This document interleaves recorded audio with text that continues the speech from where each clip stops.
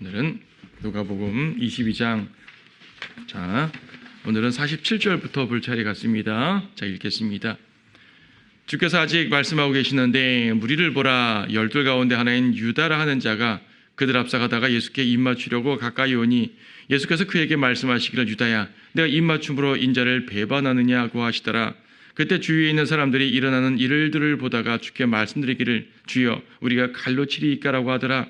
그들 중에 한 사람이 대제사장의 종을 쳐서 그의 오른쪽 귀를 잘라버리더라. 그러자 예수께서 대답하여 말씀하시기를 이제 그만하라 하시고 그의 귀를 만져서 고쳐주시니라. 그때 예수께서 자기에게 온 선임 제사장들과 성전 경배대장들과 장로들에게 말씀하시기를 너희가 강도에게 하듯이 칼과 몽둥이를 가지고 나왔느냐?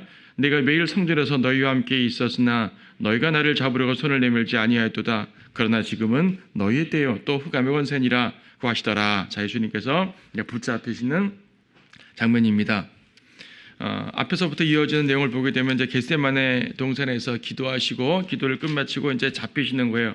붙잡히신 장면인데 유다, 예수님 제자 중에서 유다 이스카리옷, 이스카리옷 유다가 이제 앞장서 가지고 무리를 대동하고 오죠. 예수님의 제자인데 예수님을 팔아 먹었잖아요. 배반했잖아요. 그렇죠. 배반하고 왔습니다. 자, 무리를 대동하고 등장했는데 다른 복음서에서는 큰 무리라고 돼요. 큰 무리. 그러니까 뭐 12명 온, 이정 10서너 명 온 게 아니란 말입니다. 몇십 명 온 거죠. 예수님이 얼마나 위험한 사람이라고 생각했기에 그렇게 왔는지 모르겠습니다. 왔어요.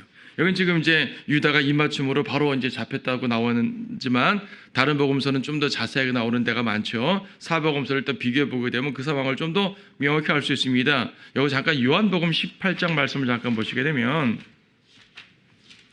이 장면에서 이제 요한복음 18장으로 넘어가는 거예요. 요한복음 18장 5절 말씀 보니까 이제 3절부터 보게 되면 유다가 군대와 선임 제사장들과 바리새인들에게서 온 관원들을 이끌고 등불과 횃불과 무기들을 가지고 그곳에 오더라. 그러니까 누가복음 묘사와 똑같죠. 유다가 대제사장의 무리들을 모아가지고 온 거예요. 예수님 잡으러 온 거예요. 왔는데 예수님께서 먼저 물으시죠. 너희가 누구를 찾느냐? 지난 시간도 말씀드렸죠. 이 시대에는 당연히 예수님의 뭐 이렇게 그 미디어가 영상 미디어가 없기 때문에 예수님께서 아무리 유다 땅을 다니시면서 복음을 전했었어도 예수님 얼굴을 아는 사람들은 많지 않아요. 특히 대제사장 무리 이런 사람들은 예수님을 반대하는 사람들이니까 예수님 설교에 잘 따라다니지도 않았겠죠. 그 중에 몇 명 있는지도 모르지만 대부분은 아니에요. 그래서 예수님을 모르죠. 예수님께서 말씀하십니다. 너희가 누구를 찾느냐? 그랬더니 그 사람들이 나사렛 예수를 찾는다. 나사렛 예수라. 예수님께서 5절에 그랬죠. 내가 그니라.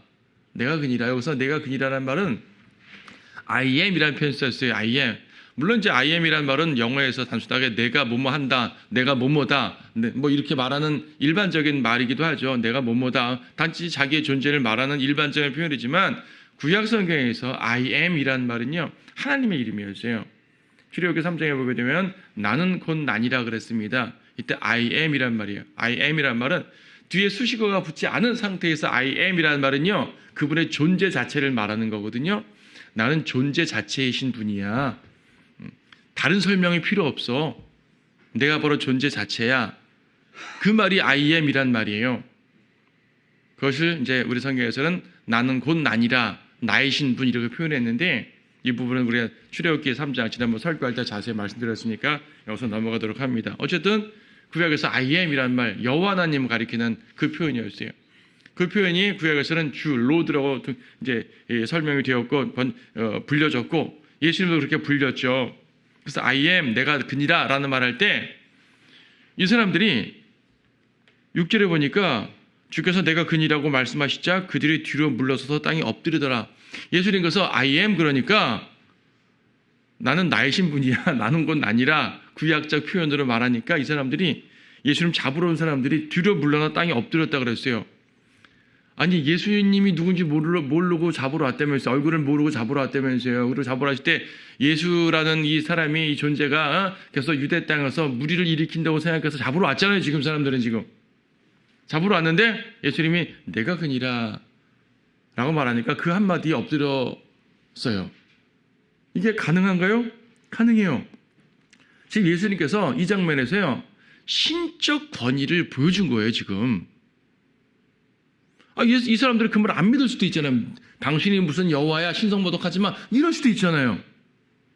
당신이 무슨 IM이야, 아니면 일반적인 서술로 받아들여서 당신이 바로 그 사람이구만, 그럴 수 있잖아요. 근데 왜 엎드리죠?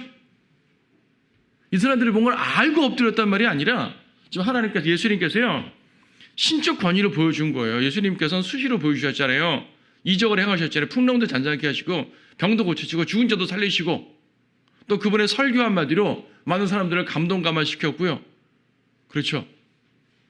그분의 설교로서 바리새인 사두개인들 꼼짝 못하게 만들어버리시고, 그분의 권위란 말이에요.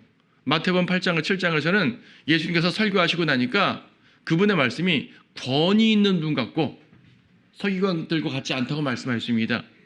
그분의 권위, 신적 권위예요. 비록 붙잡히시는 그 순간에도 그걸 보여주신 거예요. 그럼 안 잡혀갈 수도 있지 않습니까? 예, 안 잡혀갈 수도 있어요. 이거죠. 나는 안 잡혀갈 수 있어. 나는 하나님의 아들이야. 너희가 건방지게 나를 잡으러 와? 엎드려. 하지만 나는 잡혀갈 거야. 걱정 말고 날 잡아가. 난 잡히기로 되어 있고 잡혀야 되고 난 죽어야 돼. 그래야 너희를 구원할 수 있지. 그래서 나는 내 스스로 생명을 내어놓는 것이야. 이러한 의도입니다. 지금 요한복음에서 주님은 여러 번 말씀하셨어요. 예수님께서 자신이 내가 누구다, 나는 포도나무다, 나는 양들의 분이다, 자신의 하나님의 아들이심을 쭉 말씀하시면서요, 나로 말미암지 않고는 아버지께 올 수 없다, 무수히 말씀하셨잖아요. 그렇죠? 예수님의 신적 권위라고요. 하나님 아들로서의 권위라고요. 예수님 또 말씀하셨습니다. 나는 내 스스로 생명을 내어놓는다. 아무도 나에게서 생명을 취해갈 수 없다. 나는 내 스스로 내어놓는다. 그러니까 예수님께서 잡혀가던 것도요, 힘없어 잡혀가시는 것이 아니란 말입니다. 내가 잡혀갈게. 하지만 내가 누군지 알고는 있어. 겁니다. 그래서 주님의 신적 권위를 보여주시고 그 앞에서 사람들은 그 권위에 자기도 모르게 무릎을 꿇을 수밖에 없는 거죠. 하지만 다음 순간, 자, 내가 나서는 예수니까 잡아가 하고 잡아가게 또 허용하시잖아요. 이어진 7절 8절 보면 그렇죠. 자, 다시 누가복음 22장으로 넘어옵니다. 자, 예수님께서는 잡히시는 순간에도 그분의 위엄을 보이셨고요. 그때 유다가 앞으로 가서 입맞춥니다. 다시 누가복음 22장 48절 49절 보게 되면 입맞추러 가는 거죠. 이제 47절 48절 보면 입맞춥니다. 죽음의 입맞춤이죠. 이건 사인이에요. 사인. 사람들한테 우리가 예수가 누군지 알고 어떻게 잡지? 걱정 마. 내가 입맞춤을 하는 사람이 바로 예수다 라고 이제 알려준 거죠. 당시 입맞춤은 인사의 입맞춤이었으니까 당시 이제 서양 쪽에서 뭐 이제 동양이긴 하지만 서양 쪽이잖아요. 네. 입맞춤으로 인사를 합니다. 구약에도 그런 사례가 종종 있었어요. 이거는 단순하게 인사 입맞춤이에요. 하지만 이 장면에서 이 입맞춤은 죽음의 입맞춤이 되어버렸네요. 그렇죠? 죽음의 입맞춤. 네. 그래서 이제 잡혀갑니다. 이때 잡혀가기 전에 베드로가 칼로 막아서죠. 막아섭니다. 49절에서 주여 우리가 칼로 치기를 원하나이까, 바로 앞에서요, 최후의 만찬 자리에서 예수님이 죽으시겠다는 그런 말을 쭉 하시자 많은 사람들이 배반할 거다라고 말하니까 22장 38절에서 주여 보소서 여기에 칼 두 자루가 있나이다. 칼 두 자루 있어요. 예수님 충분하도다. 생각해 보세요. 지금요, 대제사장의 큰 무리, 적어도 3, 40명, 5, 60명 왔을 수도 있어요. 왔는데 이 사람들 앞에서 칼 두 자루로 막을 수 있어요? 예수님의 제자들이 무슨 무술하는 사람들이에요? 예수님의 제자들이 무슨 뭐 대단하게 이렇게 경호원 출신들입니까? 못 막아요. 예수님이 칼 두 자루 가지고 충분하다라는 말한 것은 그 정도면 나를 지킬 수 있어가 아니라 어차피 그거 안 쓸 거야. 그거 신경 쓰지 마. 이런 말이에요. 나는 거기에 의존하지 않아 라는 말입니다. 어차피 예수님을 보호하기에는 턱없이 부족한 거거든요. 그런 거 소용없다고 말씀하시는 거죠. 마태복음 26장에서는요, 예수님께서 원하신다면 하늘의 12군단도 부를 수 있다고 하셨어요. 하늘의 12군단, 천사도 부르면 까짓고 대제사장의 무리 뭐 100명, 200명이라고 뭐 끝도 있겠습니까? 열왕기 하에서 그랬죠. 이 시리아군이 이스라엘을 쳐들어왔습니다. 쳐들어오니까 당시 엘리사 선지자 시대인데 엘리사 선지자는 걱정 없었어요. 왜? 하나님이 지키시는 거 아니까. 하지만 선지자의 그 생도, 선지자의 이제 종은 사마리아에 시리아 사람들 쳐들어오니까 두렵고 겁먹죠. 우리 어떻게 됩니까? 겁나는 겁니다. 그러니까 엘리사가 기도해서 하늘의 천군 천사의 무리를 보여줬잖아요. 이미 천군 천사가 있는 거예요. 있는 건데 육안으로 보지 못하는 거죠. 그래서 영적 안목을 뜨게 해서 보게 했더니 하늘의 천군 천사가 이렇게 크구나 걱정을 하지 않게 됩니다. 여러분에게는 하늘의 천군 천사가 있는 거예요. 모르는 거죠.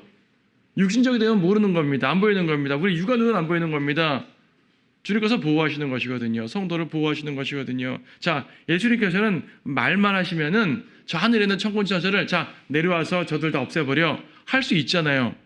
안 하신 거잖아요. 자, 수많은 천군 천사들이지만 그들은 예수님의 잡히시는 장면에 도움을 주지 않았습니다. 주님께서 원하지 않으셨기 때문이에요. 수많은 천사 중에서 단 한 천사만 예수님을 도우러 내려왔는데 누가복음 여기 어디예요? 몇 절이에요? 43절에서 한 천사가 내려왔는데 이 천사는 예수님을 보호하기 위해서 내려온 것이 아니고 그렇죠? 예수님을 잡으러 온 무리들을 때려잡기 위해 내려온 게 아니고 예수님의 기도할 때 더 힘을 북돋워 주려고 내려온 겁니다. 이 기도가 무슨 기도라고요? 주님께서 죽음의 잔, 아니요, 진노의 잔, 저주의 잔을 마시는 이 기도입니다. 내가 하나님 앞에서, 아버지 앞에서 이 결단을 마지막으로 하겠다는 이 결단의 기도입니다. 이 엄숙하고, 그쵸? 이 결단의 기도 순간에 천사가 돕는 거. 주님의 죽으심과 연관돼서 천사가 돕는 거였었어요. 주님을 보호하기 위해 돕는 게 아니냐고요. 주님은 필요 없었습니다. 칼 두 자루 필요 없죠. 근데 베드로가 나서서 칼을 휘둘렀네요. 여기서는 제자 중에 한 명이라고 말했지만은 다른 복음서에 보게 되면 베드로입니다. 베드로가 칼을 휘둘렀는데 대제사장의 종을 쳐서 그의 오른쪽 귀를 잘라버리더라. 귀가 잘렸어요. 이것도 다른 복음서에 보게 되면 말코라는 사람이에요. 사람 이름이 말코죠. 그런 사람 귀를 잘랐어요. 귀가 이제 어느 정도 확 잘려 나갔겠죠. 주님께서 이제 그만하라 하시고 그의 귀를 고쳐주셨습니다. 자, 귀를 고쳐주셨다. 땅에 떨어진 귀를 붙여주셨는지, 그런데 그런 표현 없잖아요. 손으로 이렇게 만져가지고 이렇게 낫게 만들었는지, 귀가 끄트머리 살짝 자를 수도 있고 완전히 자를 수도 있죠. 하지만 어쨌든 귀를 이렇게 만져가지고 귀를 만들어준 겁니다. 예수님이 귀를 어떻게 만들어줘요? 바로 아담을 창조할 때 그렇게 하셨었어요. 하나님께서 다른 모든 피조물들은 말씀으로 창조하셨거든요. 빛이 있으라, 물이 갈라져라, 그렇죠? 씨 맺는 채소를, 열매 맺는 나무가 생겨라. 다 주님 말씀으로 창조했습니다. 근데 인간만큼은 흙을 빚어서 정성스럽게 빚어가지고 만들어주죠. 예수님이 인간을 빚으셨을 때 말입니다. 머리 만들고 코 이렇게 세우고요, 귀 이렇게 만들고요. 그렇게 하지 않았겠어요? 팔 조물조물 만들고 손가락 조물조물 만들고 하지 않으셨겠어요? 여러분이 찰흙으로 이렇게 이제 어릴 때 초등학교 때 찰흙 빚어서 이렇게 고기 만들잖아요. 그렇게 만들지 않으셨겠어요? 만드신 겁니다. 그리고 생명을 불어넣어가지고 살아있게 하셨죠. 여자를 만들 때도 마찬가지 아니겠어요? 아담을 깊이 잠재워서 갈비뼈 빼가지고 이제 살 붙여가지고 이렇게 만드셨을 때 다 주님의 손길입니다. 여러분의 오정율법까지 다 주님의 손길이라는 말이에요. 그 창조주 하나님의 그 권능이 지금 자신의 붙잡히심 앞에서 자기를 대적하러 온 그 원수의 귀까지 만들어주시는 거예요. 주님께서요, 죽으시기 전에 행하신 마지막 이적입니다. 죽으시기 전에 행하신 마지막 이적은 바로 원수를 사랑하신 거였어요. 이 사실을 여러분 매우 깊이 기억해야 돼요. 죽으시기 전 마지막 이적이 제자들에게 뭘 주신 것이 아니고 자신의 권위를 높이고 끝난 것이 아니라 원수를 사랑하신 것이죠. 그것도 창조주의 능력을 발휘해서 말입니다. 그렇죠? 근데 피를 아물게 했단 말이 아니거든요. 상처를 아물게 했단 말이 아니라 귀를 고쳐주셨단 말입니다. 귀를 생성시켜 주신 것이에요. 창조주의 능력으로 원수를 사랑하셨어요. 그 모습을 우리는 기억해야 돼요. 우리는 주님의 그런 모습들을 본받아야 된다고요.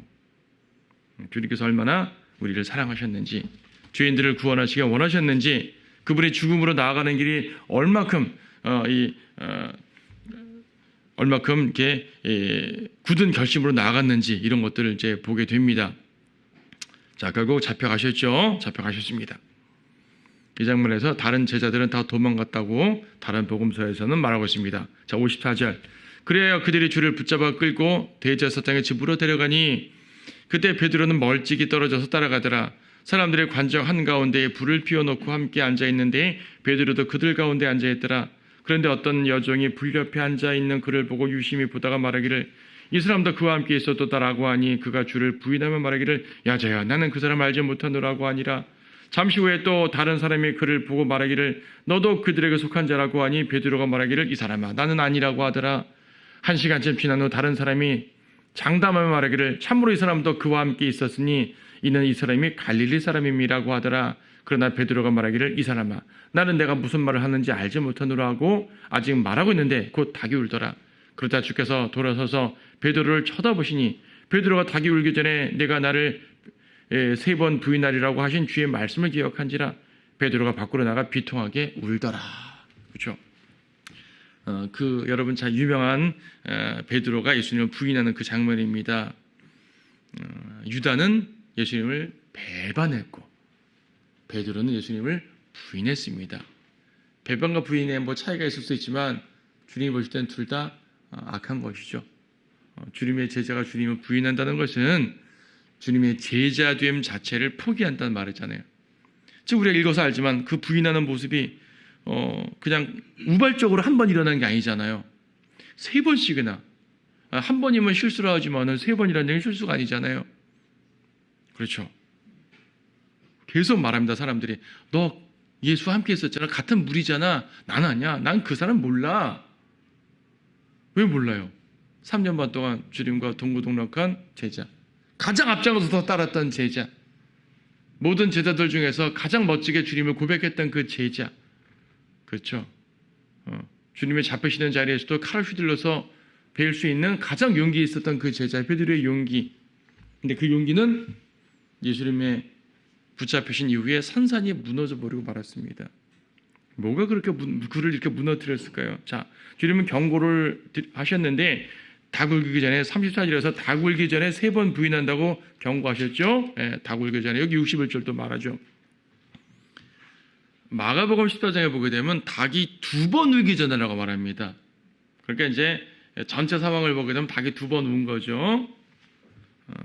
자, 3번의 부인인데 마태, 마가, 누가 복음에서 비슷하게 말하지만 묘사가 조금씩 다릅니다. 묘사가 조금씩 다르다는 얘기는 모순이란 말이 아니라 서로 상황을 보완시켜 주는 거죠. 우리는 보완해서 볼 수가 있는데, 자, 첫 번째는 어떤 여종이 베드로에게 다가와서 말합니다. 그러니까 예수님이 이제 대제사장의 관저로 끌고 가니까 예수님이 그 관저 안으로 가셨을 거 아니에요? 이제 밖에서 마당에서 숯불 피워놓고 이제 보는 거예요. 예수님을 잡아왔던 그 대제사장의 종들도 있고 병사들도 있고 이런 가운데 베드로가 들어갔죠. 요한이 들어가면서 베드로를 들여보내준 거예요. 61절 보니까 예수님이 베드로를 쳐다봤다 그랬어요. 닭 울자마자. 그러니까 관저의 문이 열려 있는 상태인가 봐요.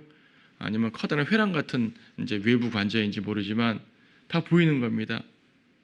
예수님과 베드로가 눈이 마주칠 수 있는 상황. 그러니까 베드로는 예수님이 바로 저 앞에서 신문받고 있는데, 조롱받고 있는데 그것을 보면서도 주님은 부인한 겁니다. 차라리 도망가지. 차라리 딴 데로 가버리죠. 마음은 쓰이죠. 예수님에 대해서, 자기 주님에 대해서 마음은 쓰입니다. 마음은 쓰여서 오긴 왔는데 나서지 못하겠는 거예요. 주님을 보면서도 부인하는 겁니다. 여러분, 하나님이 나를 안 본다고 생각하니까 죄를 짓는 거 아니에요? 하나님이 나를 본다고 알면서 죄를 질 수 있을까요? 여러분, 우리는 육신에 속하니까 수시로 죄를 질 수 있잖아요. 여러분, 죄를 질 때 주님이 나를 쳐다본다라고 생각할 때 죄를 짓습니까? 죄를 짓다가도 주님 쳐다보시는데 딱 느끼는 순간 멈추게 되는 게 정상이에요. 그렇죠? 그렇잖아요. 만약에 주님 쳐다보는 거 알면서도 주님 보세요, 나 죄 질 거예요, 이런 사람 없잖아요. 그건 악한 짓이죠. 그거는 구원받지 않은 사람들 같은 모습인데, 가끔 우리 그리스도인들도 심하게 육신적이 되어버리면 구원받지 않는 사람과 비슷한 행동을 할 수도 있어요. 그렇다고 구원받지 않았다는 말은 아니지만은 그럴 수 있다고. 하지만 정상적인 상황은 그러지 못하죠. 주님이 쳐다보는데 어떻게 그래요? 근데 베드로는 예수님을 보면서도 눈을 피해가면서 주님 부인했죠. 결국 눈이 마주치고 말았죠. 에덴에서 아담도 하나님이 안 계시다고 생각하는 그 상황에서 이제 선악과를 먹었고, 그리고 주님으로부터 숨었죠. 결국은 주님의 눈에 발각되어 되어 있어요. 여러분, 주님의 눈에 발각되게 되어 있습니다. 우리가 죄를 짓고 우리가 주님을 부인하고 주님께서 보시기에 안 좋은 일을 하게 되면, 우리가 아무리 숨어서 예수님의 눈을 피해서 할지 모르지만 주님의 눈에 반드시 발각되게 되어 있습니다. 베드로가 주님과 눈이 마주쳤을 때 어떤 마음이겠어요? 자, 첫 번째 부인하는 상황 어떻습니까? 어떤 여종이 물었죠. 이 사람도 그와 함께 있었도다. 그와 함께. 이때 베드로는 부인했는데, 마가복음에 따르면은 바로 첫 번째 부인한 상황에서 이제 닭 소리가 울렸다 그래요. 닭이 2번 울었다 그랬잖아요. 이때 닭이 운 겁니다. 닭이 울었으면 베드로가 딱 눈치챘어야 되는데 아마 제대로 인식을 못하거나 무시했던 것 같아요. 두 번째 상황은 좀 누가복음에서는 이제 1시간쯤 지난 후 다른 사람이 장담해만 말 아니죠. 58절이죠. 예. 또 다른 사람이 너도 그들에게 속한 자라라고 말했습니다. 다른 사람. 그래서 이제 남자로 표현되는 거예요. 근데 마태 마가에서는 여기도 여종이라고 되어 있어요. 그럼 마태 마가는 여종이 물었고 누가복음은 남자가 물었으니까 모순 아닙니까? 그것이 아니라 요한복음에서는 사람들이라고 그래요. 그러니까 두 번째 부인 장면도 사람들이 모여 있는 거고, 여종 한 명이 말한 게 아니라 여종도 말하고 어떤 사람도 말하고 여러 명이 말한 거예요. 두 번째 장면은 여러 명. 그래 맞아. 내가 알아. 너 거기 있었잖아. 이런 상황이죠. 근데 베드로가 부인하는 겁니다. 너도 그들에게 속한 자 아니야? 부인하는 거죠. 세 번째 장면 59절인데 1시간쯤 지난 후 또 다른 사람이 나타나가지고 장담합니다. 내가 장담하건대 너 맞아. 요한복음에 따르면은 이렇게 말한 사람이 겟세마네에서 예수님을 직접 본 사람이에요. 내가 분명히 안 되니까 너 거기 있었던 사람 맞아. 너 칼로 휘둘렀잖아. 말을까지 했습니다. 근데도 주님을 부인하게 됩니다. 네, 가만 보세요. 여기 보게 되면 지금 여기 누가복음에서는 나는 아니다, 나는 모른다 이런 표현만 있지만 마태복음에 보게 되면은 마태복음에 보세요. 26장 같은 상황을 어떻게 표현하냐면 26장 몇 절이에요? 거기 70절. 첫 번째 부인하는 장면에서 그러나 베드로가 모든 사람 앞에서 부인하여 말하기를 나는 내가 무슨 말을 하는지 알지 못하노라. 첫 번째는 그냥 부인한 것 같아요. 난 네 말을 무슨 말인지 모릅니다. 당신 말을 모르겠습니다. 헛소리하지 마세요. 그런 말이겠죠. 근데 72절 보니까 맹세하며 부인합니다. 내가 절대 그 사람 모릅니다. 나는 절대 그 사람 몰라요. 맹세할 수 있어요. 맹세. 세 번째 부인하는 장면 74절 보게 되면 그가 저주하고 맹세했습니다. 이제 저주까지 하네요. 내가 그 사람을 알면 내가 어떻게 된다 이렇게 이제 말하는 거죠. 저주까지 하면서 맹세해요. 예수님을 부인하는 강도가 점점 심해진 거예요. 지금 도대체 이 선하고 훌륭하고 용기 있던 베드로를 무엇이 이렇게 망쳐버렸냐 이거죠. 자, 베드로. 근데요, 이 사람들이 베드로를 지적하면서 할 때 하는 말들을 가만 보게 되면 그리스도인의 모습이에요. 영적으로 비교해 볼 때 성도는 증거가 지워지지 않아요. 베드로가 아무리 자신을 부인해도 베드로가 예수님과 함께했던 제자라는 사실은 없어질 수가 없어요. 이게 증거로 나타난다니까요. 나타나요. 첫 번째 상황이 뭐였어요? 너 그분과 함께 있는 자였어. 예수와 넌 함께 있었잖아. 여러분, 성도는요, 주님과 함께 있는 사람입니다. 성도에 대한 표현이기도 해요. 이 말은 물론 상황적으로는 베드로를 지적하는 상황이지만 우리 영적으로 받아들이게 되면 나는 주님과 함께 있는 사람이지, 근데 왜 내가 그걸 부인해야 되지? 깨달으라는 말입니다. 두 번째 상황은 뭐였냐면요, 너는 그들에게 속한 자라. 다른 복음서에서는 너는 그들과 한패라 그랬어요. 한패. 그들에게 속한 자. 우리는 주님께 속한 자입니다. 성도는 주님께 속한 자예요. 절대 부인할 수 없어요. 여러분이 나는 주님께 속하지 않았어 하고 소리칠지 모르지만 그 사실이 취소되지 않는다고요. 구원받은 여러분들이 난 괜히 구원받았어. 난 싫어. 난 갈래. 아무리 해도 안 된다고요. 주님의 몸 안에 들어와 버렸으면 주님께 속한 자인 거예요. 그렇죠. 세 번째는 더 특별합니다.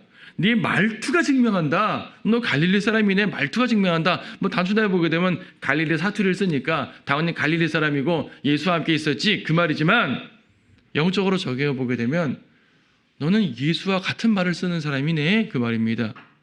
성도는요, 주님과 같은 말을 하는 사람이에요. 주님과 같은 행동을 하는 사람이라고요. 여러분의 언행이 때때로 세상 사람 흉내를 낼지 모르지만 나타나요. 나타나게 되어 있어요. 성도의 언행은 주님을 닮게 됩니다. 주님처럼 복음을 전하게 되고요. 주님처럼 의를 행하게 되고요. 주님처럼 올바른 말을 하게 되는 거죠. 주변에 죄 가운데 있으면 떠나고 싶어 하는 것이고요. 내 주변에 악을 행한다면 그거 잘못된 거야 라고 말하고 싶어지는 것이고요. 때때로 베드로처럼 비겁하게 나의 영적인 주장을 하지 못하고 숨길지 모르지만 결국 드러나게 된단 말입니다. 성도는 드러나게 되어 있어요. 제자는 드러나게 되어 있어요. 주님의 성도는 드러나게 되어 있다고요. 어차피 드러날 거 감추지 마시라고요. 어차피 드러날 거 떳떳이 드러내시라고요. 나는 주님께 속한 자다. 나는 주님과 같은 말을 하는 사람이다. 나는 주님과 말투가 같다. 나는 언행이 같다. 그 모습을 주님 안에서 여러분들이 더욱더 굳건한 자세로 잡으시라는 말입니다. 비록 베드로는 실패했지만 우리는 이 모습을 통해서 우리가 어떻게 더욱더 주님과 가까이 있어야 되는지 그런 교훈을 받는 겁니다. 자, 부인하는 사람은 어떻게 된다고요? 주님과 눈을 마주치고 부끄럽고 비참하고 죄스러워서 비통하게 울게 됩니다. 베드로가 비통하게 울었다고 지금 되어 있잖아요. 그렇죠? 60절 울었습니다. 자, 마지막 장면은 예수님께서 이제 이미 관저로 들어간 상태지 않습니까? 관저로 들어간 상태인데 거기서 많은 사람들이 예수님을 조롱하고 때리고 막 그랬습니다. 때리면서 눈을 가리고 때리고 막 그러죠. 눈을 가리고 때리면서 너 때린 사람 누군지 알아맞혀봐 그 말입니다. 예언하라 그 말은 갑자기 무슨 미래를 말하라 그런 말이 아니라 여기서 예언하라는 말은 구약 선지자들처럼 행동해보라 그 말이거든요. 여러분 예레미야 보게 되면 예레미야가 자기를 감옥에 가두고 자기를 결박하고 자기에게 거짓말한 사람들에 대해서 네가 그렇게 결박당할 거야, 끌려갈 거야, 네가 죽을 거야 분명히 말했거든요. 그러니까 예레미야 선지자를 생각했던 것 같아요. 사람들이 선지자라면 그 정도 해야 되는 거 아니야? 자, 내가 너 때렸어. 내가 누구야? 내가 어떻게 될까? 말 한번 쳐봐. 예언해봐. 내가 앞으로 어떻게 될 것 같아? 막 그런 거죠. 조롱하는 거예요. 조롱. 선지자면 신통력이 있을 거 아니야? 한번 말 맞춰봐. 조롱. 하지만 주님께서는 잠잠히 계셨다고 말합니다. 그리고 66절에 공회로 끌고 가죠. 이제 공회에서 정식으로 모이는 겁니다. 대제사장과 또 이제 관련된 사람들이 모여서 묻습니다. 신문하는 겁니다. 내가 그리스도냐? 주님 대답하지 않았다고 말씀합니다. 67절에서 내가 말할지라도 믿지 않을 거 아니야. 뭘 자꾸 물어. 근데 뒤에 가선 역시 말씀하시죠. 70절. 그러면 내가 하나님의 아들이냐? 주께서 그들에게 말씀하시길 너희 말대로 내가 그니라. 주님께서는 사실 한 번도 자신이 하나님의 아들이심을 감춘 적이 없다고요. 여기서 말씀하지 않았다는 말이 감추기 위해서 죽지 않으려고 감추려고 그것이 아니란 말입니다. 어쩌면 너희가 안 믿을 거잖아 한 것이죠. 하지만 주님은 궁극적으로 말씀하게 되어 있습니다. 이 사람들이 예수님을 사형에 처하기 위해서 사형을 이제 시키기 위해서 막 율법을 들어가지고 트집을 잡는 거죠. 사형에 처할 증거를 찾습니다. 거짓 증인들까지 대동합니다. 마태, 마가 복음 보게 되면 거짓 증인들까지 대동했다고 그러죠. 예수님의 이적이나 설교, 위험의 모습 이런 것으로는 그분의 도덕성으로는 도저히 책잡을 수가 없어요. 그래서 이제 거짓 증인들 불러가지고 예수님께서 성전을 헐라 내가 3일 만에 세우리라 라고 말씀하신 걸 가지고 이 사람이 성전을 헐겠다 말했다고 막 그렇게 사람들이 놀라는 거죠. 감히 성전을 허냐고 신성모독이라고. 거기다가 내가 그리스도냐 너희 말대로 내가 그렇도다. 이 사람들은 더 이상 이 증거를 모을 필요가 없죠. 곧바로 빌라도에게 넘깁니다. 23절에 가서 빌라도에게 넘기는 것이고 22장까지는 빌라도에게 가기 직전의 모습입니다. 예수님 무슨 말씀하셨습니까? 70절 69절 이후에는 인자가 하나님의 권능의 오른편에 앉아 있을 것이라. 권능의 오른편에 앉아 있을 것이라. 마태 마가복음에는 여기에 추가가 되죠. 어떤 말이 추가되냐면 하늘에 구름 타고 오리라까지 들어가 있습니다. 자, 인자가 아버지의 권능의 오른편에 앉아 계신 거 지금 교회 시대죠. 그리고 구름 타고 내려오시는 거 재림이죠. 교회 시대와 재림에 대한 모습 둘 다 영광 받으신 모습이죠. 재림 때만 영광 받는 게 아니라 지금도 이미 영광의 보좌에 앉아 계신, 이제 땅의 영광의 보좌가 아니라 하늘의 영광이 있지만은 영광스러운 가운데 앉아 계신 거 아니에요. 그러죠? 자, 주님께서는 하나님의 권능의 오른편에 앉아 계시는 영광스러운 하나님의 아들이십니다. 그리스도고요. 그들이 신문하고 질문한 내용 그대로 그분은 그리스도 맞아요. 그들이 아무리 부인하고 때리고 못 받고 죽일지라도 그분은 하나님의 아들이십니다. 변할 수 없는 분명한 사실이에요. 이 모습이 그들에게는 신성모독으로 보여줄지 모르지만 주님은 처음부터 항상 그분의 신성을 증거했고요. 보였고요. 그리고 몸소 보여주시게 되는 거죠. 그렇죠? 자, 주님은 만왕의 왕이시고 심판주십니다. 그들을 당시에는 용서하고 그들을 위해 기도하셨지만 궁극적으로 그들 모두 심판받을 거를 선고하는 거죠. 난 구름 타고 올 거야. 영광의 보좌에 앉을 거야. 너희들 심판할 거야. 온 세상 심판할 거야. 그 말입니다. 주님은 경고하셨지만 그들은 이 말을 책잡아서 주님을 죽음으로 넘깁니다. 자, 그들은 주님 앞에 섰을 때 구원받을 수 있었어요. 믿을 수 있었다고요. 주님을 대면했잖아요. 요한계시록 보게 되면 그를 찌른 자들도 볼 것이요 그래요. 주님이 오실 때 주님을 죽인 자들도 그분을 본다 그래요. 그러니까 모든 사람들에게 하시는 말씀인데 살아있을 때 주님을 만나야 되는 겁니다. 살아있을 때 주님을 만나지 않으면 죽어서 만나게 되거든요. 그러면 다른 기회가 없죠. 이 사람들은 주님을 만났었잖아요. 변화받았어야죠. 하지만 그러지 못하기 때문에 심판주 앞에 다시는 만날 겁니다. 이때는 이들이 주님을 심판했지만 그때는 이들이 주님 앞에 심판을 받게 되는 거죠. 오늘날 많은 사람들이 주님을 거절하면서 주님을 심판하려고 주님을 판단하려고 하는 사람들 많습니다. 하지만 만왕의 왕이신 그분 앞에 심판받게 되지 않으려면 지금 주님을 만나야 되는 거죠. 우리는 주님을 만났잖아요. 감사하잖아요. 주님을 만나 구원받았잖아요. 주님의 백성이 되었잖아요. 아무리 부인해도 부인할 수 없는 그 분명한 사실, 우리가 그리스도에 속해 있는 그리스도인이라는 사실입니다. 그 사실을 기억하고 더욱더 증거할 수 있는 우리들 됐으면 좋겠습니다.